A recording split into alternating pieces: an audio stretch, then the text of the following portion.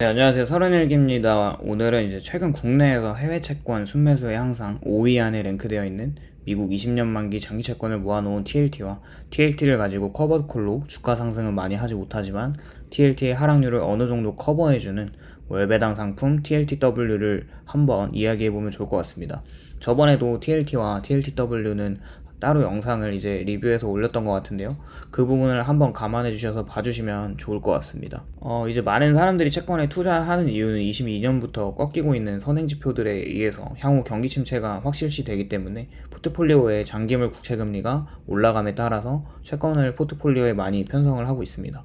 그러나 그동안 많이 풀리고 있는 유동성과 고용은 너무 잘 버텨주고 있고 개인들의 소비도 꺾이고 있지만 아직까지는 초과 저축률과 일을 언제든지 할 수 있는 상황들은 꾸준히 소비를 할 수 있게 계속 만들어주었기 때문에 월가에서는 불마켓과 베어마켓을 전망하는 뷰에서 최근에는 침체가 오지 않고 노랜딩이나 연착륙을 기대하는 전망들이 많이 있습니다. 우선은 화끈하게 경기 침체가 올 거라고 아직도 생각을 저는 하고 있고 그렇기 때문에 채권을 포트폴리오에 많이 편성을 시킨 상황인데 그리고 TLT와 TLTW를 고민하는 결정적인 이유를 생각을 해보면 월에 엄청나게 높은 배당률을 지급하는 TLTW의 월배당 현금 흐름의 장점과 그에 반해서 TLT는 월배당을 주긴 하지만 현재 한 3% 정도의 TLTW에 비하면 굉장히 낮은 배당률이죠.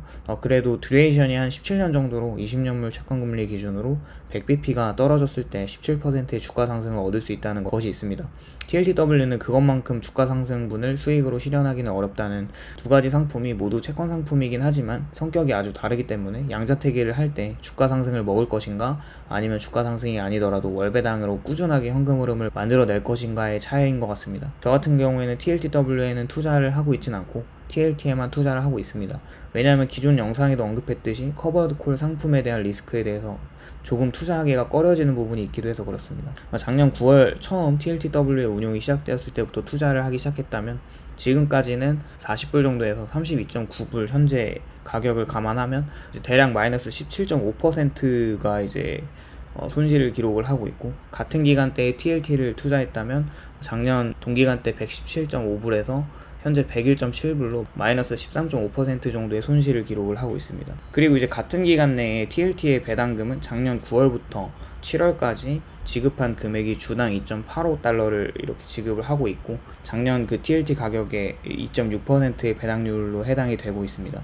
이제 그렇게 되면은 작년 마이너스 폭이 배당금이 2.6%로 올라갔기 때문에 총수익이 마이너스 11%로 바뀌게 됩니다.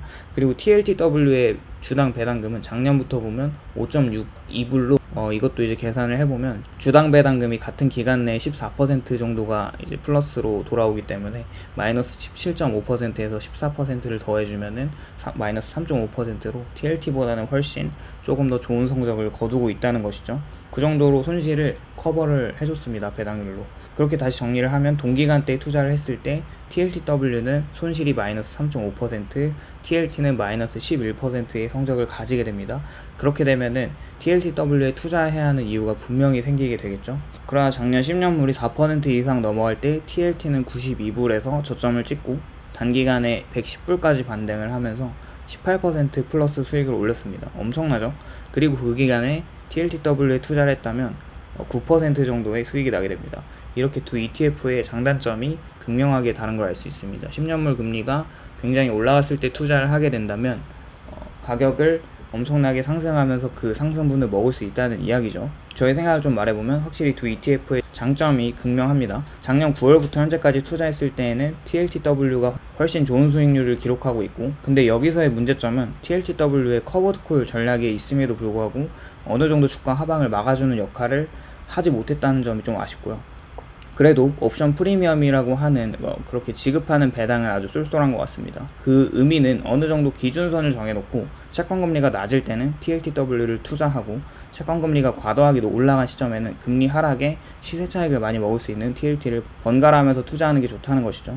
저는 개인적으로 현재 미국 채권금리가 3.8% 이상부에 있고 그 이상에서는 TLT에 적극적으로 투자를 하는 게 좋다고 생각을 하고 있습니다. 그리고 10년물 기준 3.5% 이하로 떨어지기 시작하면 TLT보다는 TLTW에 투자하면서 배당 수익률로 손실을 커버하면서 투자를 지속하는 방법도 괜찮다고 생각합니다.